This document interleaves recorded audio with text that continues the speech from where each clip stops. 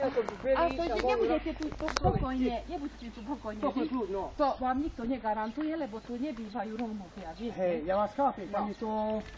My sa nehádame, nebijeme sa, viete. Ja nie som za to, ale uvidíte, že čo na tu vás čaká. Čo môže nič, pani.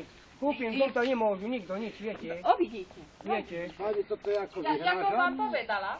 To nemôže nikto, pani. Ale to je ako vyhrážanie toto? Pani osobne príde Hej, to im pani rozbiť okno. ja kúpim dom, to nemôže. Ale to je ako vyhrážanie. Vy nekúpite dom, lebo vy na to určite, že nemáte peniaze. Hej?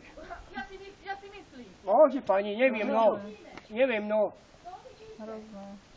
Môžete kúpiť, ale už nebude ona prvá, čo bude štvať ľudí proti vám. No, keď vám niekto rozbije okno, tak budete vedieť, že to bola ona. Presne, hej.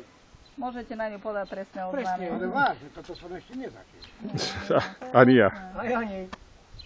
Ako môže vedieť, že nemáte peniaze? No ako, ja Je to nie. jedna vec s našou spoločnosťou a tam má peniazy viac, ako Ale je to jedno, to ju vôbec nemusí zaujímať. Ide o to, kto bude na liste vlastníctva. Áno, presne.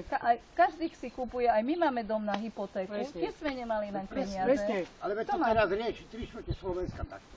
Nič, to je No veď to ako nevadí, nasi pani kričí, ako chce.